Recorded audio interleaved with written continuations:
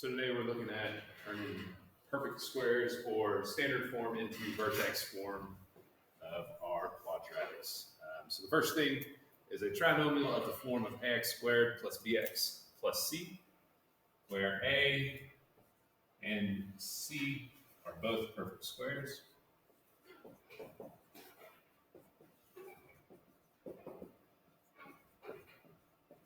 We can factor that, and the way we do that is, again, just like our normal perfect square factoring, it'd be like x squared minus 49. And we split that into x plus 7, x minus 7. In this case, that b term exists because we're going to have the same sign.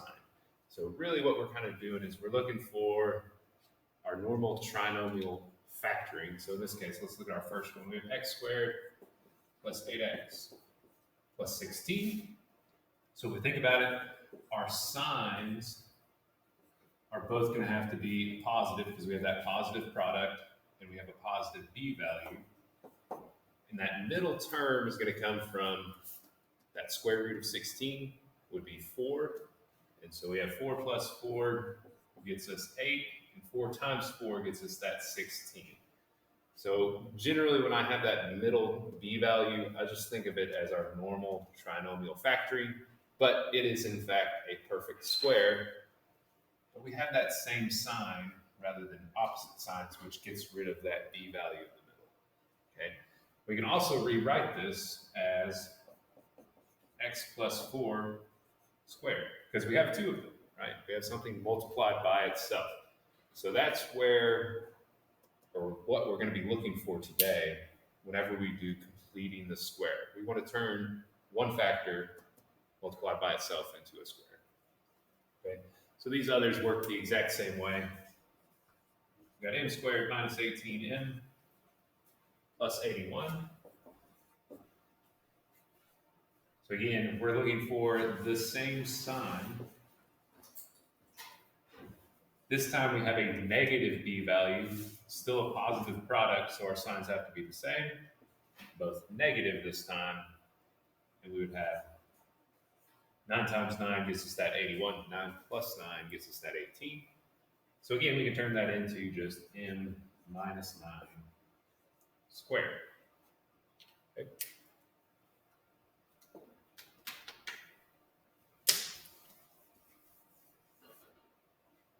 And then the next we have a squared plus 2a plus 1. So I'm going to kind of skip that second or that first step because we know we're going to have two of them. With a, we have to have a plus plus, and only factors of 1 is 1. 1 plus 1 gives us that 2. So we have an a plus 1, that quantity squared. And then our last one, b squared minus 10p plus 25.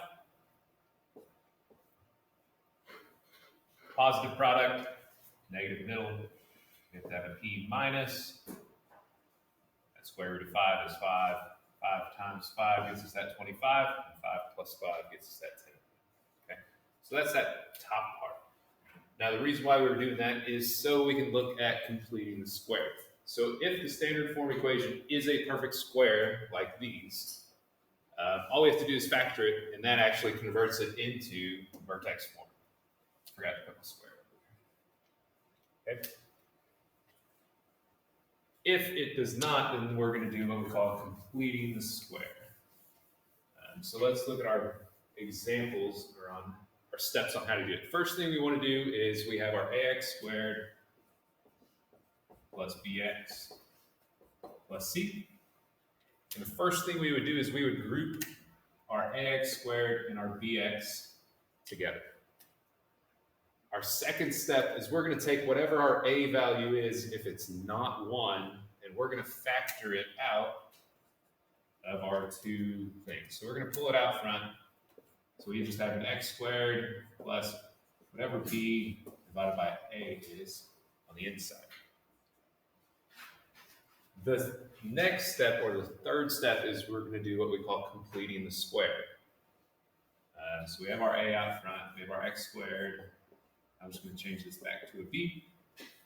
and then we have our c, or a blank spot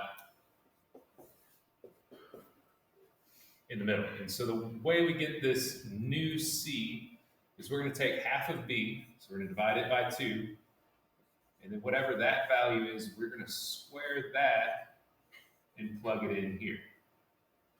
So that's going to get us a new c value. I'm going to put that in green. And it's always going to be a positive. Okay.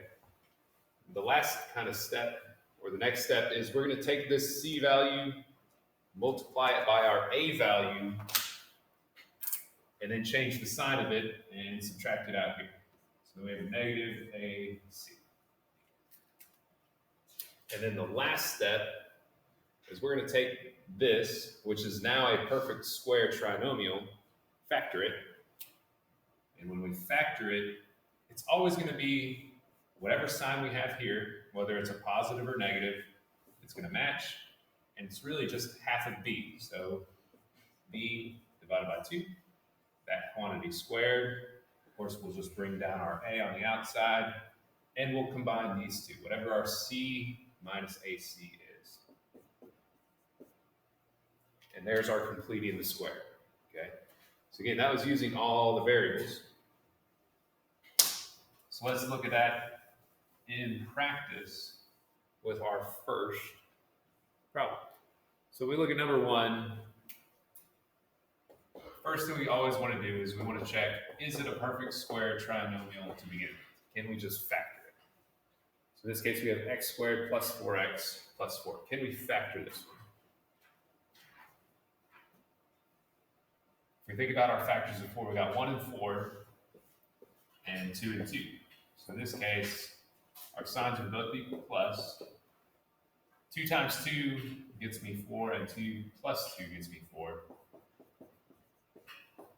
This would actually be our vertex form. Okay? So in this case, we didn't have to do anything with it. Let's look at number 2.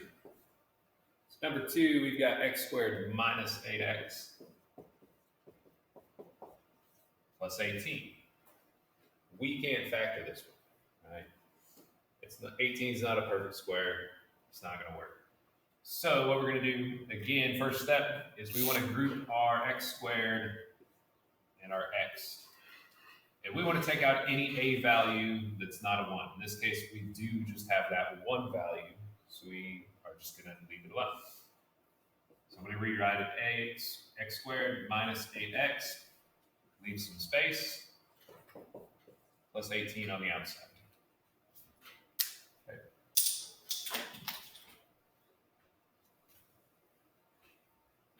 So then the next thing, I want to take half of b, negative 8 divided by 2, that's going to give me negative 4, and I want to square that value and plug it back in. So negative 4 squared is going to get me a positive 16.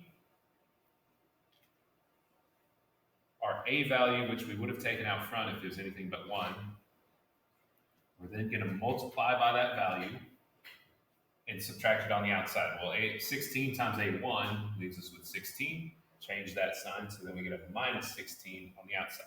Again, that's going to balance our equation. Right? If I add 16, I also then have to subtract 16 to maintain that balance. Well, now this is that perfect square. So our perfect square of this, square root of 16, is going to be 4, or again, like I said over here, it's that b divided by 2. B divided by 2 is going to give us that negative 4. So we have that quantity squared, and then combine our c minus our ac. So 18 minus 16, we have a plus 2 on the outside. That is our vertex 4. All right, so our vertex in this case would be at 4, 2. Let's do a couple more, a few more. Number 3. We have negative x squared plus 6x minus 5. So again, first thing we want to do is we want to group our x squared and our x. And we want to take out our a value if it's not 1. In this case, it's a -1. So we want to pull it out. 1 out of -1. That leaves me with, essentially, I'm going to divide everything by that -1 on the inside. So x squared, or -x squared divided by -1 leaves us with x squared. 6x divided by -1 leaves us with a -6x. I'm going to leave that space there, and that -5 I'm just going to bring down. Okay. Third step, now we want to complete the square. So again, to complete the square, half b. So divide our b by 2. So -6 divided by 2 leaves us with -3. And we want to square that and plug it in. So -3 squared gets us a +9. We then take that 9, our new c value, multiply it by our a, which gets us a -9. And we want to subtract it from our c value on the outside. So we have a negative times a -9 from our a times c. So we're really going to be adding that here in a second. We now have our perfect square in the middle. We've completed our square. So let's factor that. And again, our factored form of that is our x minus our b divided by 2. So -3. That quantity squared. Bring down our a value on the outside. Combine our c minus our a times c. So we have -5 minus a -9. So really add those two together. It's really saying we have +9. So -5 plus 9 gets us a +4. Wait, so why wouldn't it be -14? Because it's a negative times a negative. Right? So we always change the sign of what these two are multiplied together.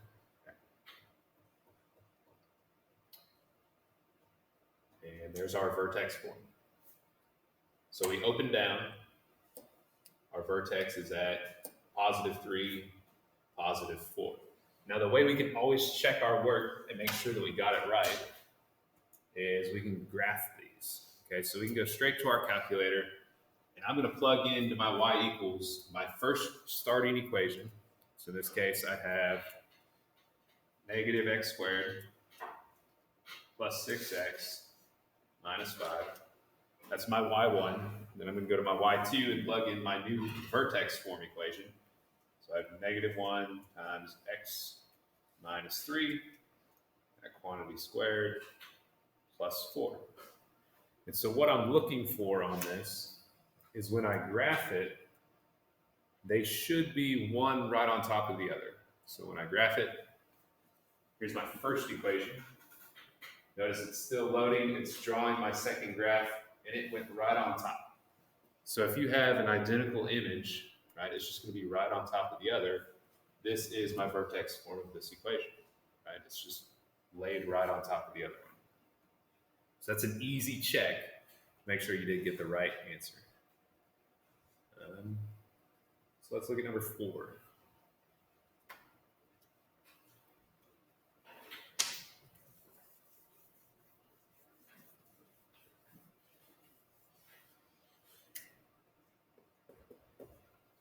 This side we got 2x squared minus 12 x plus 13.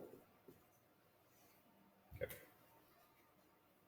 So again, first thing, isolate our x squared and our x. Take out our a, so we're going to divide by 2. That's going to leave us with x squared minus 6x. Plus 13 on the outside. Half of b and square it, so that's going to get us -3, which again is a +9. Take that new c value, multiply by our a, change the sign, so 2 times 9 gets us 18, subtract it, gets us a -18, and then factor it. So here's kind of why I just brought that down, that -3 squared. Again, all we we have to do to factor it. Put our parentheses around it. Put an x in front. Bring down my 2. Combine these two terms on the outside, 13 minus 18. So negative 5. There's our new vertex form of our graph. Okay. So we can kind of do these in one line. There's a lot of stuff happening, or 2 lines. But notice I was just using that negative 3 squared, just brought it down. This time, negative 6 divided by 2, negative 3, square it. Make sure to put that parenthesis in between the 2 because we're squaring that whole quantity. Okay. Are there any on the back side that you want to do?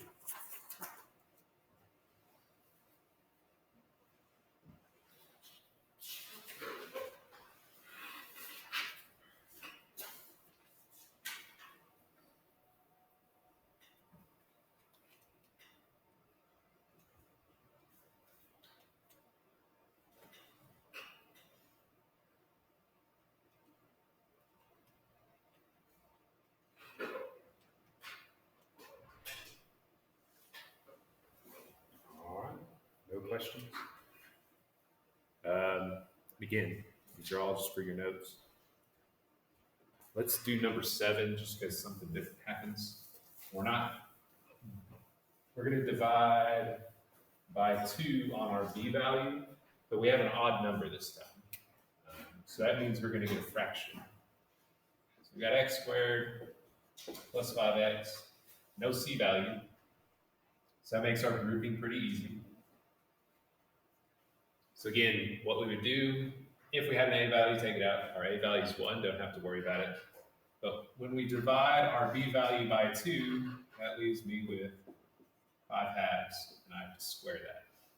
So 5 halves squared is going to get us 25 fourths. So if you have to divide by 2, you're always going to have, or it's an odd number, you're always going to have a 4 in the denominator there. When you square it, again, if we add 25 fourths, we also have to subtract 25 fourths, right? Because there's no a value. Then we want to factor that. Again, all we have to do to factor that, keep our same sign, put an x in front. There is no a value, or our a value is 1 minus 25 fourths on the outside. So we can end up with a fraction on the inside of our factor. If we had a c value, of course, we could just subtract that from that c value. Right? But fractions do happen every once in a while. They're not that hard to deal with. Any questions? That's it. Those the last ones, 11 and 12. They give it to us in standard form. All we do is convert it to vertex form. Find our vertex from it, axis of symmetry, and graph it. So we've already done that on the previous lessons.